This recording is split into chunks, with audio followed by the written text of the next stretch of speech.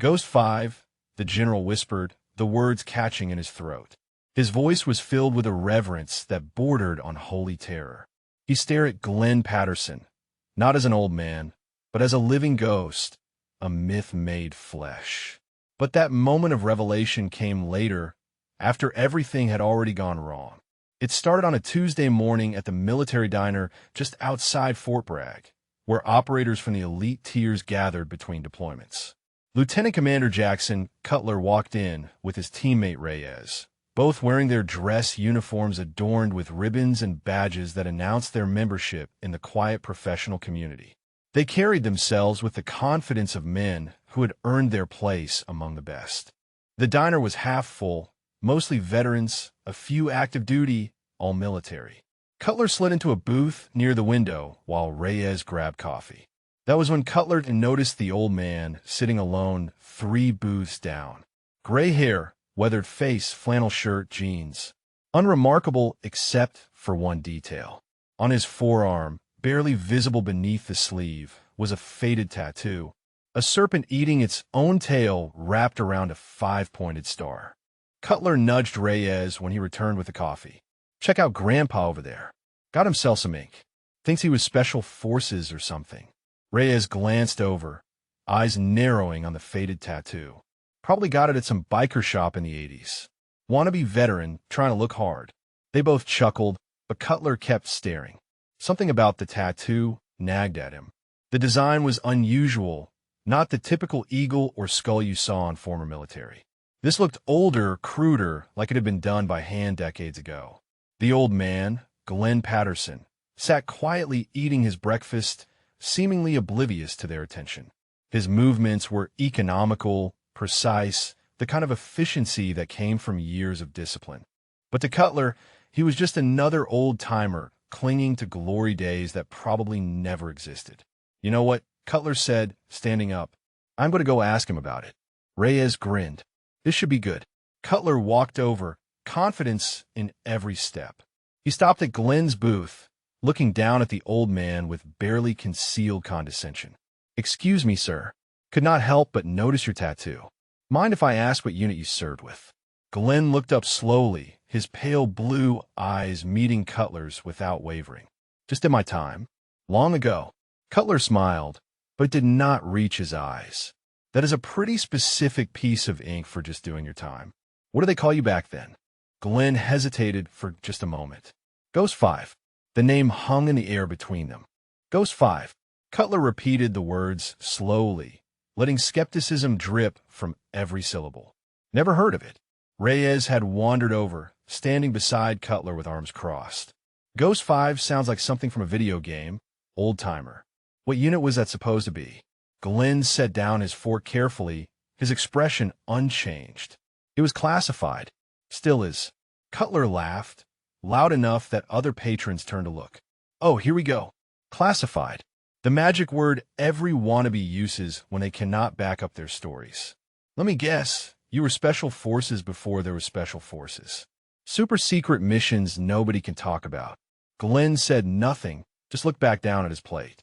His silence only fueled Cutler's contempt. You know what really gets me? Cutler continued, leaning against the booth. Guys like you who put on the costume, get the tattoos, tell the stories. Stolen valor is a crime, sir. A federal offense.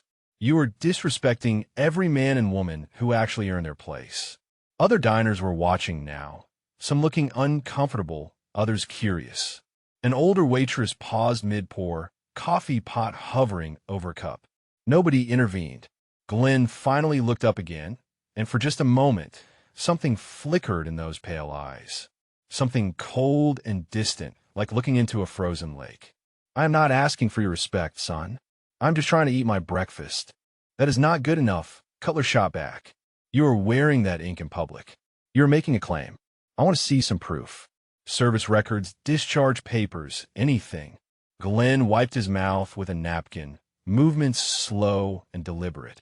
The diner door opened with a soft chime. Nobody paid attention at first, too focused on the confrontation unfolding in the corner booth. Then someone near the entrance stood up abruptly, chair scraping against linoleum. The sound cut through the tension like a knife. A four-star general had just walked in. General Marcus Thorne was not a man who made casual appearances at roadside diners. His presence commanded immediate attention.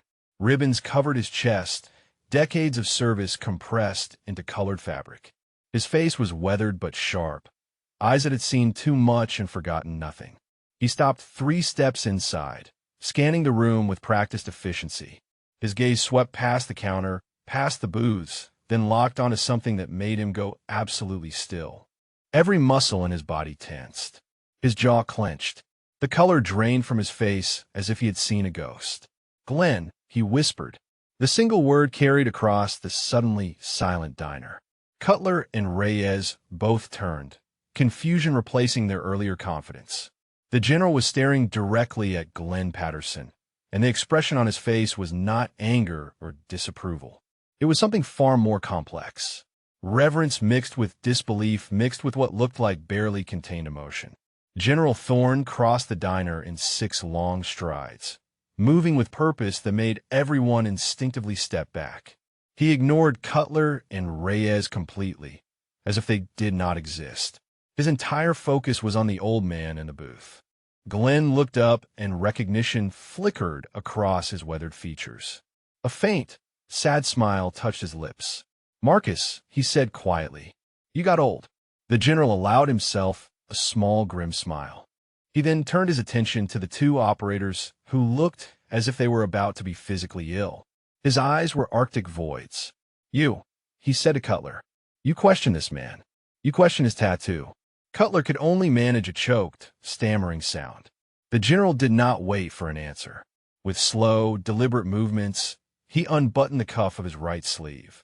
He rolled it up his forearm, past the wrist, past a thick, expensive watch. And there, on the skin of the 4-star general, was the exact same tattoo. The serpent eating its own tail, the 5-pointed star. His was newer, the lines crisper, but it was an identical match to the faded ink on Glenn Patterson's arm. A wave of shock rippled through the diner. "Let me tell you who you were speaking to," the general said, his voice low and dangerous, yet loud enough for everyone to hear. "This is Glenn Patterson. Before there was a SEAL Team 6, before there was a Delta Force, there was a handful of men sent into the dark to do the impossible. They were called Project Omega. They were ghosts. Their missions were never recorded. Their names were never spoken. This man and 4 others were the founding members of the very tradition you think you represent."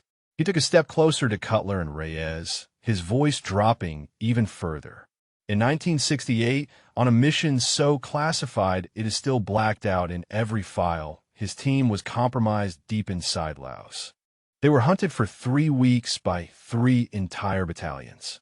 Glenn Patterson carried a wounded teammate, me, when I was a young lieutenant, on his back for the last 2 days through swamps and enemy patrols to get to the extraction point. Of the 5 men who wore this mark, only 2 are alive today. You're looking at both of them." He let that sink in. The weight of his words settled over the room, crushing Cutler and Reyes beneath them. The patrons stared, their mouths agape, looking at the quiet old man in the booth with a completely new understanding. They were in the presence of a legend they never knew existed. The general turned back to his operators. The rebuke, when it came, was not loud. It was a quiet, surgical evisceration. "You were the uniform of the quiet professional. That is our creed. Today you forgot the quiet part. You forgot the professional part. You forgot that every single thing you have, every piece of gear you use, every tactic you employ, was paid for in blood by men like him. You forgot to respect your elders.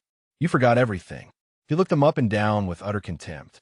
"My office, 0500 tomorrow. Be prepared to turn in your credentials."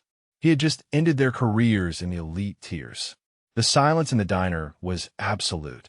Not even the kitchen staff moved. Cutler stood frozen, his face ash white. Reyes looked like he might be sick. Every assumption they had made, every word they had spoken, every gesture of contempt now replayed in their minds with horrifying clarity. The general was not finished. He turned back to the room, his voice carrying the authority of decades in service. Project Omega was commissioned in the winter of 1968. It was a 5-man element, so deep and so secret that most of the Joint Chiefs were not even read into it. Their mission was to infiltrate behind enemy lines and destroy a new type of Soviet guidance system being tested in Laos. He paused, his gaze sweeping over the now petrified operators. Their insertion was compromised. The Welcome Party was an entire division. 4 members of Project Omega were killed in the initial contact. Only one survived. He pointed a trembling finger at Glenn. Ghost 5. For 23 days, he was the only friendly asset in a territory the size of Delaware. Hunted by the best trackers the Soviets had, he not only evaded them all, but he continued the mission. Alone, he found the target, destroyed it, and then with no support and no extraction route, he walked 200 miles through frozen wilderness to the Turkish border. The general's voice grew thick with emotion. He is listed as killed in action. His file is sealed under the highest classification of national security. The story of Ghost 5 is a legend they tell at training. A ghost story to inspire candidates, to show them the absolute limit of human endurance and courage. We were told he died on that mountain. A hero. We had no idea he made it out. No idea he was still alive. He finally looked back at Glenn, his eyes filled with tears. This man's Medal of Honor citation is sealed in a vault at the Pentagon because the mission is technically still classified. You did not just disrespect a veteran, Commander. You just humiliated a living monument. The weight of the general's words descended upon Lieutenant Commander Cutler like a physical blow. The air rushed out of his lungs. He stared at Glenn, the quiet old man with the calm eyes, and saw something else entirely. He saw a man who had walked through hell and come out the other side. He saw the embodiment of every creed he had ever recited, every ideal he had pretended to uphold. Reyes had gone pale, swaying slightly as if the floor beneath him had shifted. Around them, the diner remained frozen. The waitress still held her coffee pot. A cook stood visible through the kitchen window, spatula raised mid-flip. Every eye was on Glenn Patterson, seeing him for the first time. Not as an old man in a flannel shirt, but as what he truly was. A ghost made flesh. A legend who had chosen anonymity over glory. A warrior who had done the impossible and then returned to silence. General Thorne straightened, composing himself with visible effort. He reached down and gently placed a hand on Glenn's shoulder. The gesture was tender, almost reverent. "I am sorry, Glenn. Sorry it took me this long to find you. Sorry you have been alone with this." Glenn looked up at him, and for the first time, something softened in those pale blue eyes. "You carry me out, Marcus. We are even." The general shook his head slowly. "We will never be even, Glenn. Not in 1,000 lifetimes." He straightened and turned back to face the room. His expression hardened again as his eyes found Cutler and Reyes. "Let me be absolutely clear about what happened here today. These 2 operators, who should have known better, who were trained to recognize and respect the warriors who came before them, instead chose mockery. They chose arrogance. They chose to publicly humiliate a man whose sacrifices made their very existence possible." He let the words hang in the air. In doing so, they violated every principle we hold sacred. Humility, respect, the understanding that we stand on the shoulders of giants. They failed not just as operators, but as human beings. Cutler tried to speak, his voice breaking. "Sir, I did not. I could not have the general cut him off with a single raised hand. "Save it, Commander. There is no explanation that will suffice. No apology that will undo what you have done. You had every opportunity to show restraint, to show wisdom, to simply walk away. Instead, you chose cruelty." He glanced at Reyes, who looked like he wanted to disappear into the floor. "Both of you will report to my office tomorrow morning at 0500. You will bring your tridents, your badges, every credential you have earned. Because as of this moment, you no longer deserve to wear them." The diner remained silent as the general's words echoed off the walls. Other patrons, many of them veterans themselves, watched with expressions that ranged from satisfaction to somber understanding. They had witnessed something rare. True accountability. True justice.